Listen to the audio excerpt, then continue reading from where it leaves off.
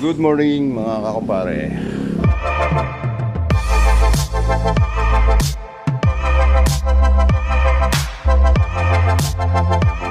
Today is a beautiful day. Alright, so magandang kalangitan ngayon at magandang mag-vlog ngayon mga kakumpare. For today's video mga kakumpare, nandito ako sa aking customer. So magpo-pull down tayo ngayon ng PLC na 1.5 horsepower na inverter. So dito tayo. Ayan, doon sa kwarto na bali nababa na namin yung indoor unit. So yan mga kakumpare, binabaklas na ng aking buddy na si Jerry. Jerry, good morning. Ayan, good morning. Ayan, ang problema nito mga kakumpare is may leaking sa evaporator dito. So malamang may corrosion na naman, mga ganitong klaseng tubo tinamaan ng corrosion kaya nagka-leaking. So naubos yung freon, kaya babaklasin natin ng todo at lilinisan na rin natin ng maayos, indoor at outdoor. Alright, mamaya update ko kayo mamaya pag naligtis na namin at ipapakita namin sa inyo kung saan nagkakaproblema. Alright, so yun, nabaklas ng aking kabady na si Jerry, nabaklas na yung evaporator. So dito tayo merong napansin na naglalangis. Yan,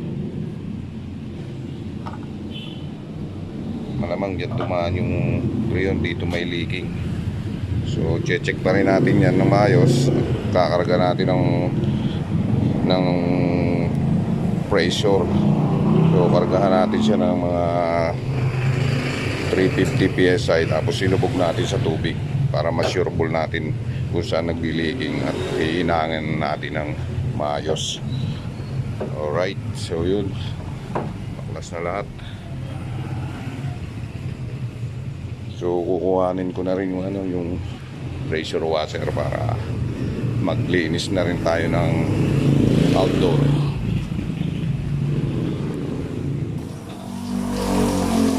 Alright mga kabady, mga kabady kong technician, kita naman ninyo kung gano'ng kaitim yung binabagsak ng nililinis kong outdoor. Yung nililinis ng body ko, sa bintana namin tinawag kasi medyo mataas. Ayan, napakaitim ng condenser. Ayan, grabe yung dumi.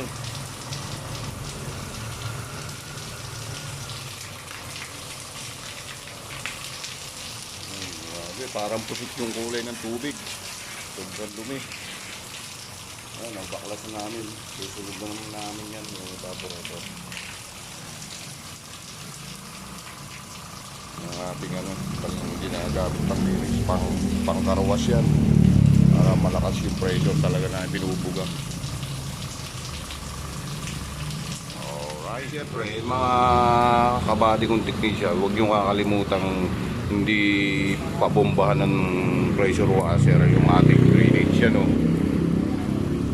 Pina-sprayan ko yung drainage kasi medyo mahaba yung drainage niya, paliko-liko pa, kaya kailangan sprayan doon sa dulo sa taas.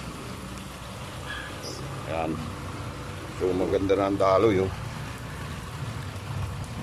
hindi, wala na siyang lumot. Alright,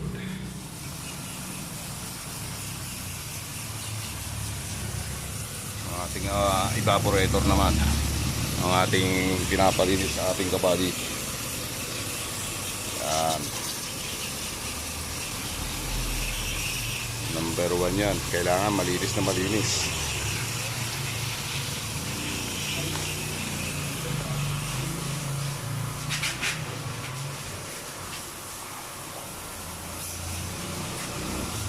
Mamaya sasabunin natin ng Joy para mabango. Basa, i-sprayan muna yan bago natin sabunan.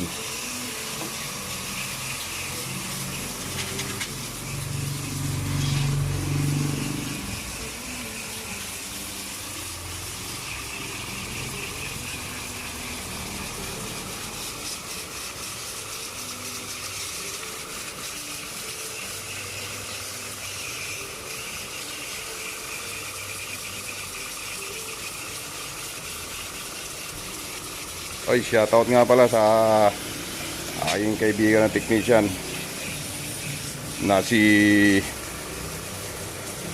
Bernard the Great. Bernard the Great. Shoutout sa'yo. Morning.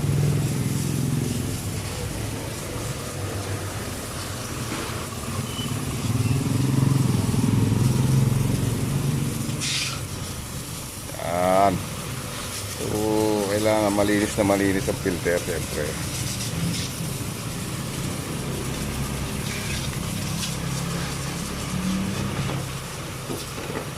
Pasensya na mga kakumpare, ngayon lang kami nakapag-vlog ulit kasi wala kaming ganong gawa.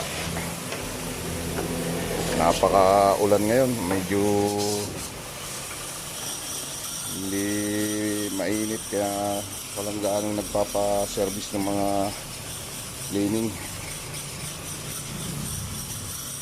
Malamig ang panahon ngayon.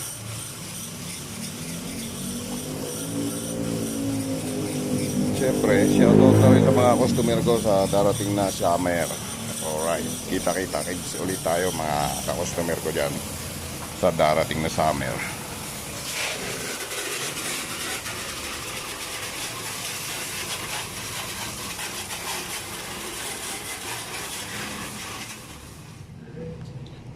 Alright, so yun. Matapos na tayo maglinis. Yan o. Back to the normal ulit. Semi brand new. So makinis na lahat yung mga cover nya. Pati daanan ng drainage. Right. So pinakargaan ko na kay Jerry ito ng pressure yung ating evaporator para makita yung leaking. Karga tayo ng 375.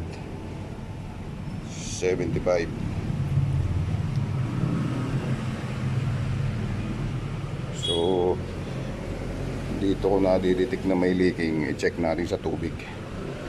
Check nga natin dyan sa tubig.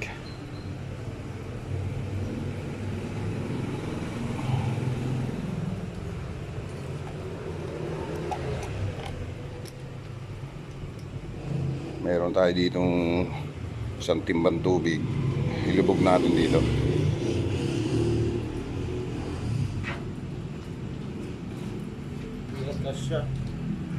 Hindi kasya. Wala. Ano na lang, yung sabon.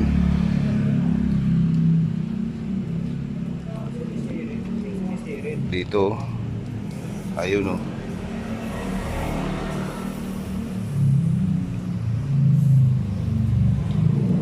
Gilid lang yan o, sumisirit o. Yan o.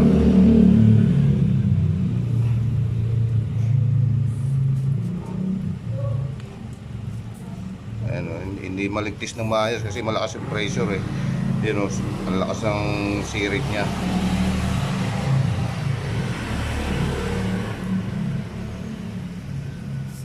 Yun. Diyan mga kakumpare, so hindi tayo nagkamali. Yan nga may leaking. Alright, so papahinang na natin sa ating kabady.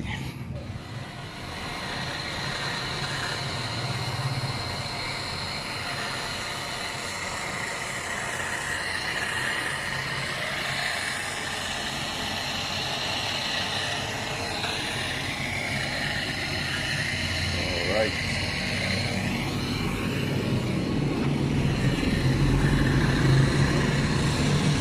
Dalawa yung butas niya na maliit eh.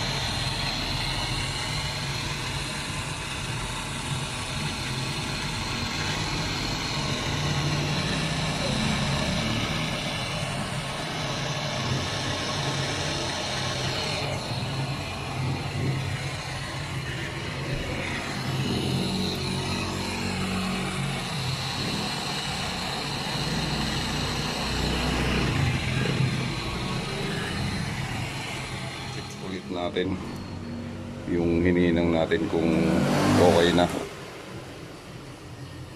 So kakargaan uli ng pressure para ma-double check.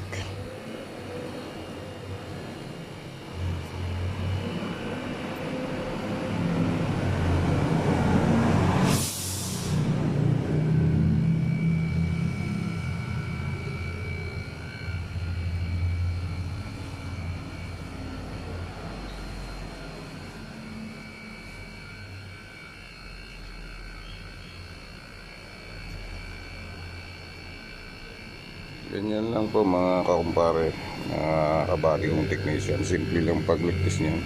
Sarado lang yung suction. Maglalagay kayo ng fittings, weldingan doon sa dulo. Dito na kayo mag-charge ng hangin sa 1/4.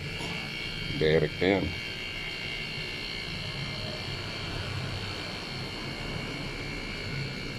$300 na boy. Pwede na boy. Alright, look na natin.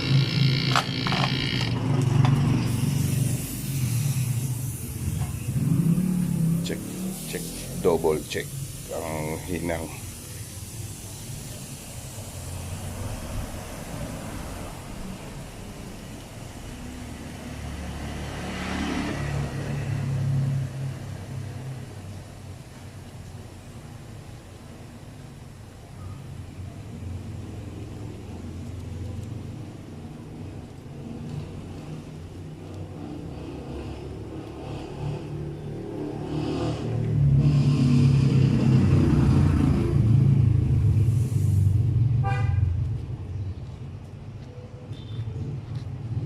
Alright, walang leaking, 100%.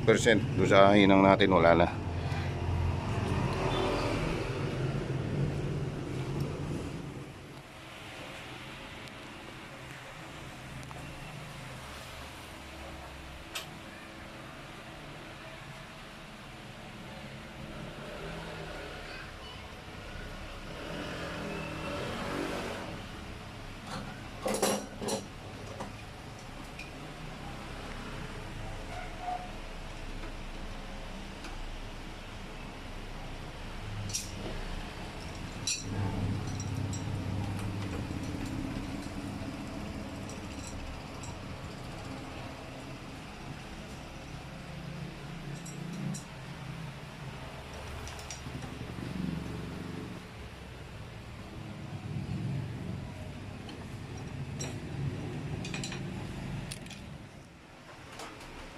Alright, malapit na tayo makatapos sa indoor. I-fix na lang ni Jerry yung receiver.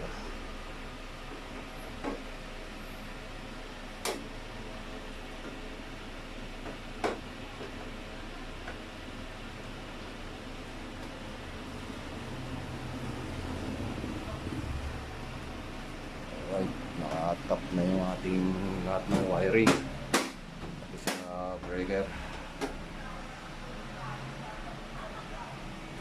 So magba-vacuum naman tayo. Tapos kakarga tayo ng preyon. Baba na tayo mga kakumpare. Right, dito na kami sa outdoor. So nagpa-vacuum kami ngayon. Ayan. Pagkatapos naming vacuumin to, kakarga na ng preyon. Right,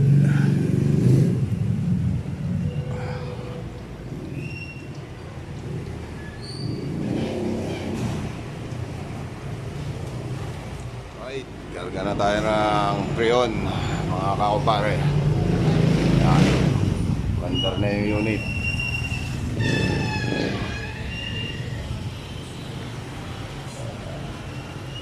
Bukas na yung tangka, Jer. Yan o,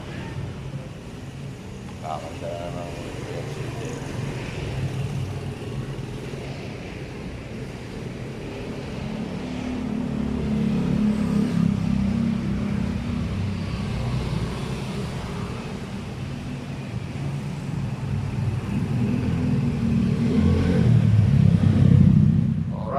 So yun mga kapare, natapos na tayo sa ating project for today. So yun, hanggang dito na lamang po ang video natin for today. Thank you so much for watching. See you next vlog. Bye bye.